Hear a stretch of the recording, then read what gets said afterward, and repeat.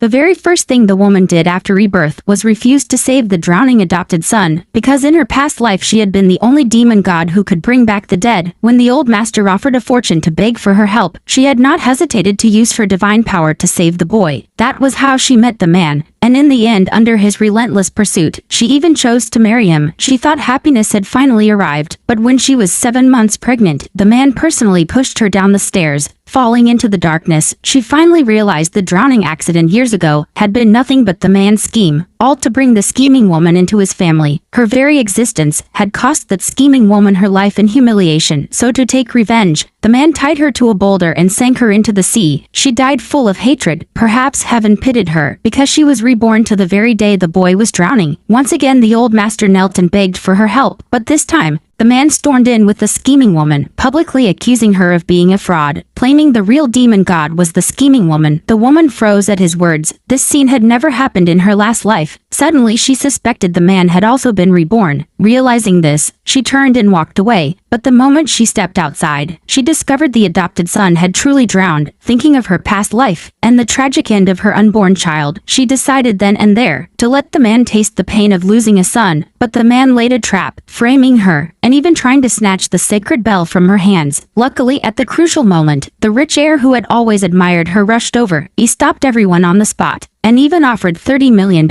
begging her to save his drowning niece instead. The woman agreed without hesitation, knowing this was also her chance to prove herself. She then proposed a wager with the man, to see who could save the child first, and the child had to be alive. She put up her entire fortune. The man snared in his heart, because the one in the water was just a dummy. He was certain she would lose, so he bet 10% of his shares. The rich heir immediately matched that. To support the woman, everyone moved to the reservoir. The woman lit candles, then cast a silk line into the water with a bamboo pole, but there was no movement at all. The atmosphere grew tense, so she leapt into the icy depths herself, and to her shock, she found her body eerily upright and suspended in the water, a legendary omen of great misfortune. Yet for the sake of the heir's trust, she clenched her teeth and acted anyway. She bound the malicious energy with 3 loops of red thread, then rang the bell to revive the niece. The girl revived, but instantly revealed murderous intent, plunging straight at her. On shore, the man saw the woman had not resurfaced, and declared she would never return. He ordered them to bring his adopted son, to let the scheming woman prove she was the real demon god. But at that very moment, the woman miraculously rose from the water carrying the niece. Though the child still wasn't breathing, the man sneered, thinking victory was his, and loudly declared, "Whoever revived the child first, the loser must admit to being a fraud." The woman agreed immediately. The man then began reviving the adopted son, but there was no response. Finally a faint breath appeared, and he was overjoyed, until the woman told him to